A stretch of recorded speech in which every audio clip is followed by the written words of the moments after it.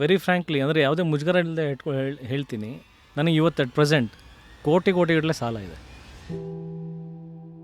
But I am happy that I can afford crores of loan. And you won't believe, 1 ವರ್ಷ ಮೆಜೆಸ್ಟಿಕ್ಕಿಂದ ನಾನು Basaveshwara Nagar I used to walk every night, because ನನಗೆ at the end of the day ನನ್ನ ಪಾಕೆಟಲ್ಲಿ ದುಡ್ಡು ಇರ್ತಾ ಇರಲಿಲ್ಲ.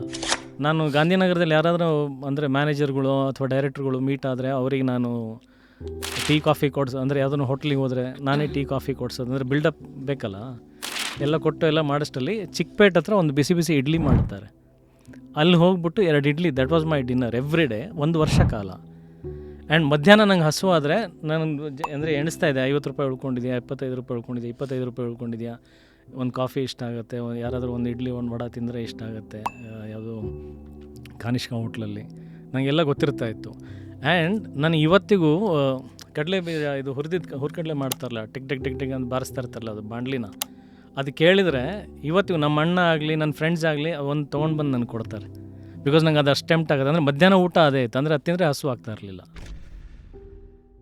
ಫುಲ್ ವಿಡಿಯೋನ ನೋಡಿ ಆನ್ ರ್ಯಾಪಿಡ್ ರಾಶ್ಮೀಸ್ ಯೂಟ್ಯೂಬ್ ಚಾನಲ್.